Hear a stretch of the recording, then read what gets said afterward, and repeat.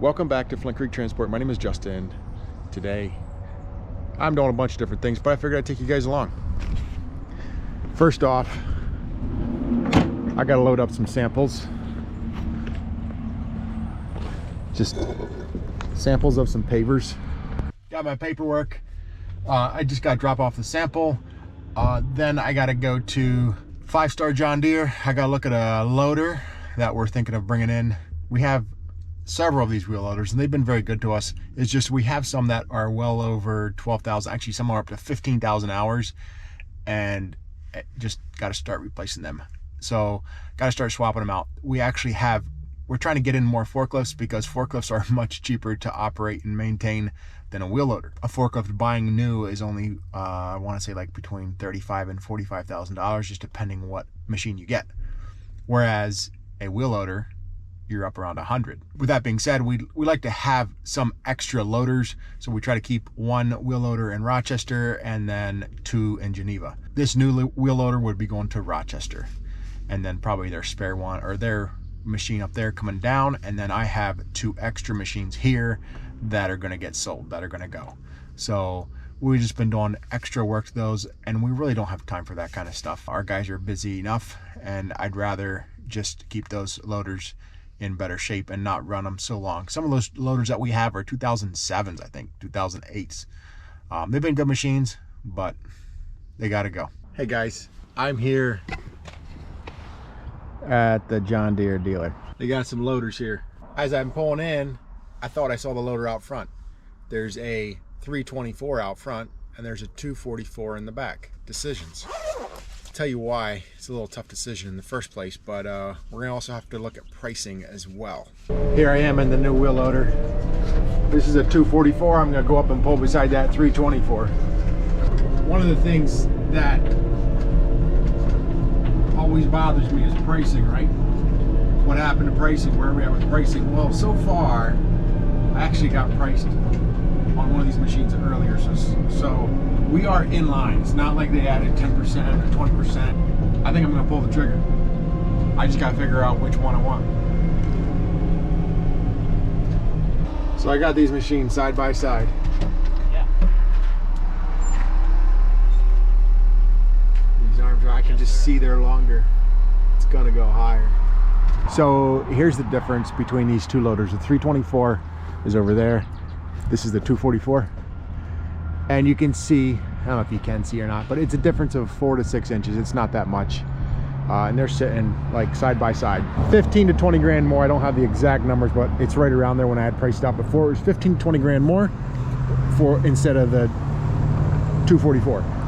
It's a little bit wider stance, a little bit beefier machine, but I really don't need that. We're loading mulch, which is 500 to 1,000 pounds a yard, topsoil, gravel, a little bit more, but I think that's the machine we're gonna go with. We're gonna get this one out on a demo, just because I am down to the wire. I do want to compare how this looks up at the top compared to our 324. We currently have one of these, except an older model. All right, enough of loader stuff. So not only do I have to make a decision on this wheel loader, I also have to make a decision on trucks. Real quick back on these loaders, they sit like pretty much the same. They're so close. The only thing is the 324 is a little bit wider, probably weighs a little bit more, and it's got, I looked, it was 10 foot 7 inches on the 244 hinge pin and 11 foot. So what is that, 5 inches difference? Back to trucks. I think my last video, or one of my last videos, was about, hey, I got to make a decision, right? What do I do with this emission motor truck? So I called my friend Jason Corello with Regional International. He buys a lot of used trucks. I had him give me a price on the truck, see if he can just buy it outright. So we're gonna see if we can make a deal. I am here with Jason Corello. Here's Jason. He'll tell you who he is and what he does. Hey guys, so I'm Jason from Regional International. We're a full service dealership. We have 3 locations: Rochester, Geneva, and Buffalo. We handle all your parts needs. We sell tow trucks, trailers. We're an international franchise, and then we also sell a bunch of used trucks and used trailers, and basically one-stop shop for all your truck needs. And that's kind of why Jason's here today, is because of the used truck sales. So if you remember in my last video, I talked about I have to make a decision on this emission motor truck. I was looking at DEF prices. We're paying over $4 a gallon for DEF.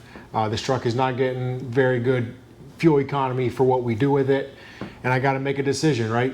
And so I was like, I got to call Jason and see what they would do on buying my truck, buying that truck outright. So, you know, Jason came down and took a look at the truck, and in a few days, he had a price. And so now the decision I got to make is, do we sell it or not? And thankfully, Jason and I came to a deal, and so that truck is gone. So maybe in a month or two, maybe that truck will be for sale, or you guys will be selling it. Yeah, But possible. these guys buy a lot of used trucks. The used truck market is strong. We are replacing it with a truck.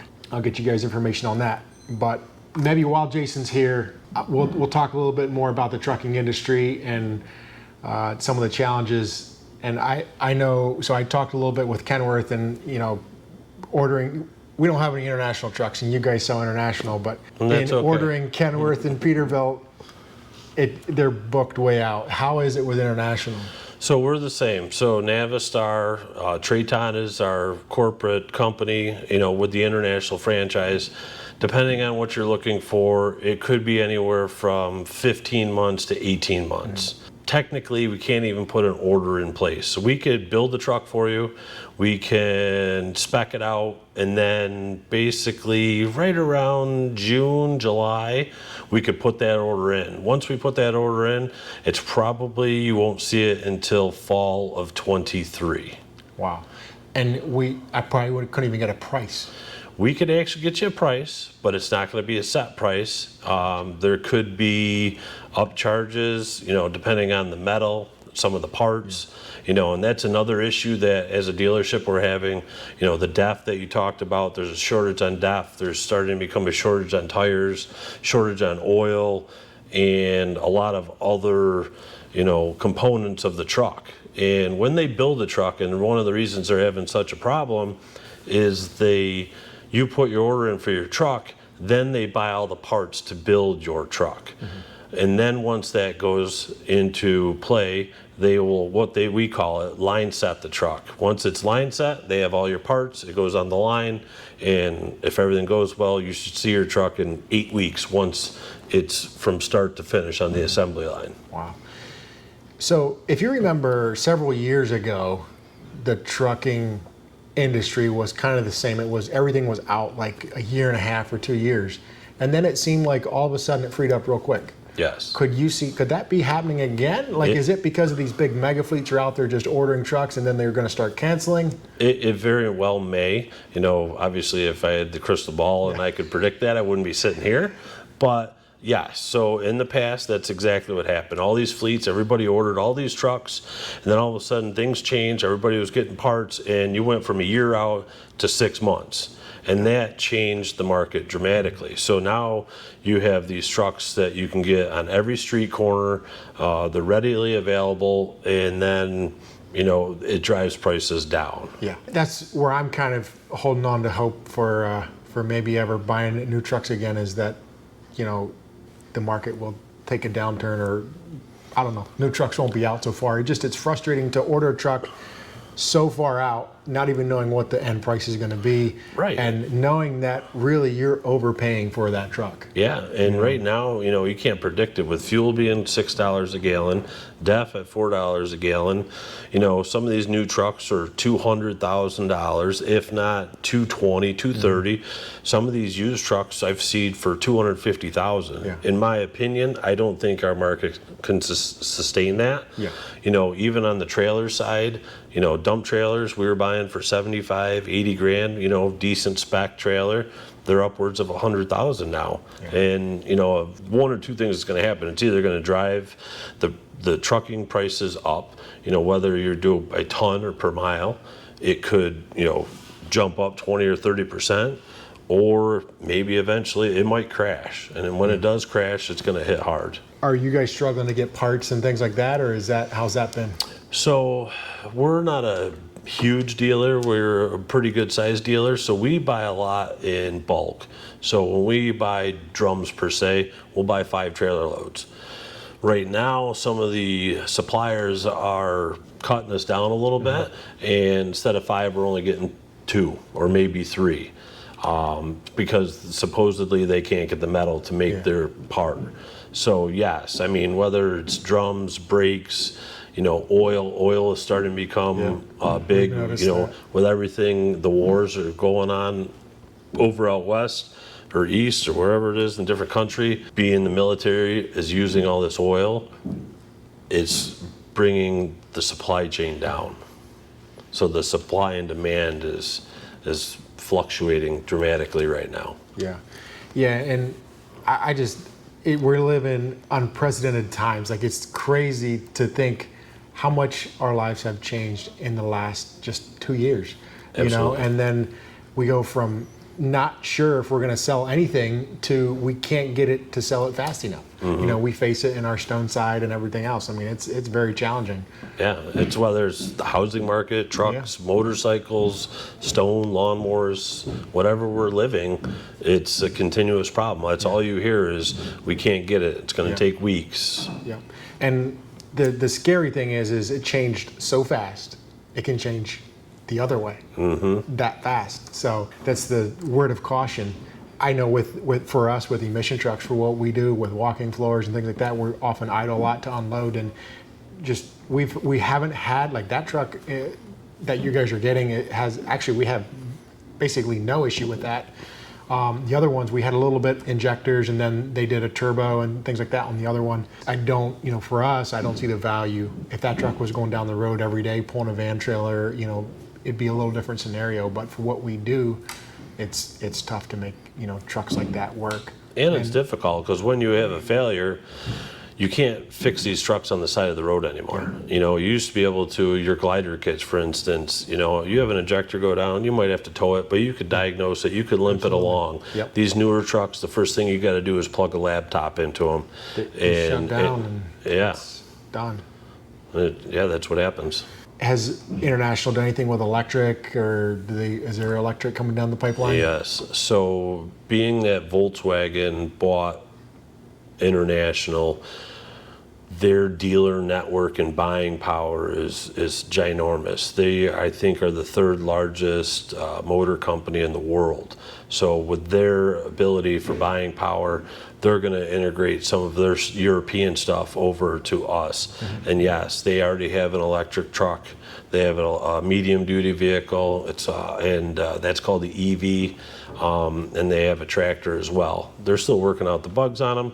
You know, ranges, they're mostly for cities applications. They range from 3 to 350 miles per day, and then it'll take an 8-hour charge to get it through. But it'll be challenging in the future for sure. I always think of like these times when we're switching right from diesel to electric, or potentially some of the stuff.